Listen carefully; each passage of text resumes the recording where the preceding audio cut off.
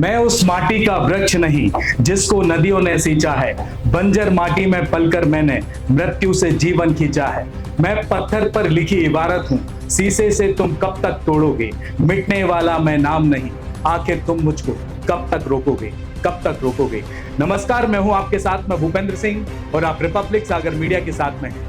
2019 में जब लोकसभा चुनाव हुए थे तो मध्य प्रदेश की तमाम 29 लोकसभा सीटों पर भारतीय जनता पार्टी ने 28 सीटों पर काबिज हुई थी।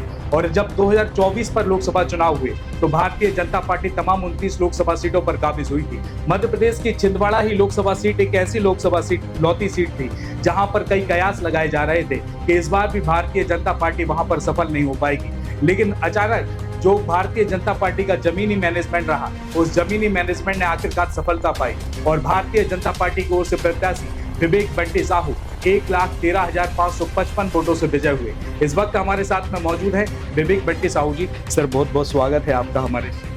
जी, बहुत बहुत धन्यवाद आपका। छिंदवाड़ा लोकसभा सीट का जो है ना सफल विजय पताका रहा, बहुत हिस्टोरिकल रहा, क्योंकि लगभग 42 साल से वहां पर कांग्रेस का राज रहा है, कमलनाथ जी का गढ़ माना जाता है। आखिर कैसे भेदा भारतीय जनता पार्टी ने? इसको भेदने के लिए एक ही तीर था, वो नरेंद्र मोदी जी। मोदी जी के नेतृत्व में यह विजयश्री हासिल हुई है। मोदी जी ने पिछले 10 वर्षों में जो गरीब कल्याण और जन कल्याणकारी योजनाओं में एक नया आयाम स्थापित किया है, तो उससे छिंदवाड़ा अछूता नहीं रहा। छिंदवाड़े की 23 लाख आबादी में 21 लाख लोगों को मोदी जी की योजनाओं का लाभ मिल रहा है। और छिंदवाड़े की जनता मोदी जी के विकसित भारत, आत्मनिर्भर राष्ट्र के सपने में अपनी भी भागीदारी चाहती थी। तो छिंदवाड़े की जनता ने यह तय किया कि मोदी जी जिस राह में, जिस विकास के रास्ते पर देश को ले जा रहे हैं, उसमें छिंदवाड़े को जोड़ा जाए और भारतीय जनता पार्टी को विजयश्री मिली। मध्य प्रदेश की काफी टफ सीट मानी जा रही थी। भारतीय जनता पार्टी का क्या रोड मैप रहा और क्या स्ट्रेटेजी से जमीन पर उतरी? कोई टफ सीट नहीं, मोदी जी का नाम है तो वहाँ सारी चुनौतियाँ, टफनेस सब खत्म हो जाती है। सिर्फ एक ही चीज़ होता है, लोगों के प्रति मोदी जी के जो प्यार है। आज देश की जनता के मन में मोदी, दिल में मोदी, तो छिंदवाड़े की जनता भी अछूती नहीं है। तो छिंदवाड़े की जनता के मन में मोदी, दिल में मोदी है। और छिंदवाड़े की जनता ने, किसी ने सोचा नहीं था इतना मत दे करके विजयश्री दिल पाई। सिटिंग एमएलए कांग्रेस छोड़कर भारतीय जनता पार्टी में आए छिंदवाड़ा लोकसभा क्षेत्र से, आखिर कैसे उनकी विचारधारा अचानक बदल गई?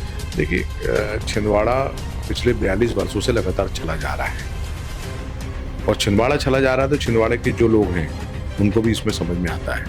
चाहे कांग्रेस के विधायक रहे हों, कांग्रेस के पूर्व मंत्री रहे हों, उनको दिख रहा था कि नकुलनाथ का नेतृत्व उन्होंने स्वीकारा नहीं। उनको दिख रहा था कि कमलनाथ जी ने किस तरीके से छिंदवाड़े को चलाया, तो वो कांग्रेस को, कमलनाथ जी को, नकुलनाथ जी को छोड़ करके आए और भारतीय जनता पार्टी के कार्यकर्ता के रूप में सदस्यता ग्रहण करी और बड़ी मेहनत, लगन के साथ काम किया और भाजपा को विजयश्री दिलवाई। आप विधानसभा चुनाव भी लड़े, कमलनाथ जी से आपने हार का भी सामना किया है, लेकिन इस बार जो आपका मूवमेंट रहा छिंदवाड़ा लोकसभा सीट पर, आप ज़्यादा एक्स्ट्रा ऑर्डिनेट मोटिवेट देखा है वहाँ पर, तो क्या है मोटिवेशन का आखिर? ये नहीं, देखिए, मोटिवेशन का मैं सही कहना चाहता हूँ कि मैं राजनीति में आया इसलिए कि मैं लोगों की मदद कर सकूँ, ज़रूरतमंदों की सहयोग कर सकूँ।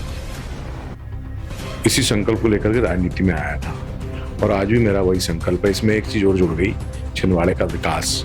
तो जहां मुझे लगा कि लोगों की मदद करना, सहयोग करना, शासन की योजना लाभ पहुंचाना और छिंदवाड़े का विकास, तो अपने आप ऊर्जा आई और उसी ऊर्जा के साथ काम करते रहे। लोकसभा का सदस्य चुनकर आप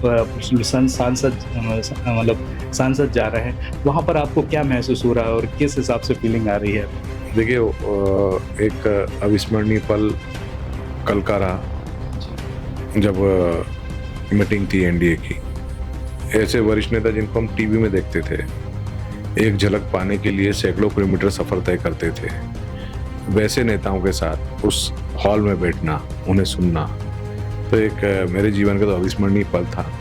उनसे बहुत कुछ सीखने का मिलता है और अभी तो शुरुआत हुई है। आगे उनके साथ संसद भवन में बैठ करके या उनके साथ बैठ करके और कुछ सीखूंगा और छिंदवाड़े का विकास करूंगा। जिस हिसाब से आपने छिंदवाड़ा लोकसभा सीट निकाली, अब हमें ऐसा लगता है कि कई राजनेता आपसे सीखने के लिए आएंगे कि किस तरीके से आपने निकाली। लेकिन लोकसभा चुनाव चलने से पहले भारतीय जनता पार्टी का एक नारा था कि इस बार की लोकसभा चुनाव में भाई 400 लोकसभा सीटें पार करेगी, बीजेपी 370 पर रहेगी और एनडीए अलायंस 400 पार कर जाएगा। लेकिन वे सिमटता हुआ क्यों दिखा है परिणाम के साथ? देखिए, उस बारे में समीक्षा होगी। अभी तो हम लोग के लिए अवसर है खुशी का। देश के लिए ऐसा अवसर बहुत कम होता है कि कोई सरकार तीसरी बार बने, कोई राजनीतिक दल की सरकार, और ये खुशी का अवसर है कि तीसरी बार सरकार बन रही है।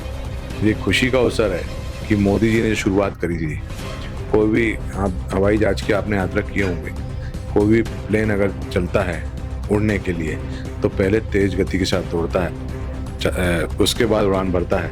तो ये 10 वर्ष दौड़ने वाले थे, अब उड़ान भरने के समय आ गया है। देश अब उड़ान भरेगा, अब तीसरी आर्थिक महाशक्ति के रूप में बन करके आएगा। तो जो खुशी का समय है, निश्चित तौर पर उस बारे में चिंतन करेंगे और उसमें आगे जो होगा उसमें बातचीत। छिंदवाड़ा लोकसभा सीट से जनता का प्रचंड जनादेश आपको मिला है इस बार, कैसे शुक्रिया अदा करेंगे जनता का? जनता की सेवा करके, जनता ने दायित्व दिया है कि मैं सेवा करूं, तो मैं अपने इस फर्ज को निभाते हुए उनकी सेवा करके इस दायित्व को निभाऊंगा। सर बहुत बहुत धन्यवाद चैनल के साथ में जुड़ने के लिए। जैसा कि आपने देखा कि अभी हमारे साथ में थे छिंदवाड़ा लोकसभा क्षेत्र से नवनिर्वाचित सांसद विवेक बंटी साहू जी। आपको उस समय में यहाँ पर मतलब कल ही रविवार को प्रधानमंत्री नरेंद्र मोदी अपनी शपथ लेने के लिए जा रहे हैं, उसके बाद में लोकसभा से नवनिर्वाचित सदस्य की शपथ लेंगे। अब देखते हैं कि जो नरेंद्र मोदी की गारंटी के नाम पर पूरे देश में चुनाव लड़ा गया, उस मोदी की गारंटी, वह मोदी की गारंटी जनता की कसौटी पर कितना खरा उतरेगी। नमस्कार। रिपब्लिक सागर मीडिया को सब्सक्राइब अवश्य करें, और आप हमारी आने वाली सभी वीडियो को देखना चाहते हैं तो आपको उसके लिए घंटी जरूर दबानी पड़ेगी, ताकि आपको सभी वीडियो की नोटिफिकेशन समय समय पर मिलती रहे। रिपब्लिक सागर मीडिया पर जो भी वीडियो आएगा वह सच की कसौटी पर कसकर ही आएगा।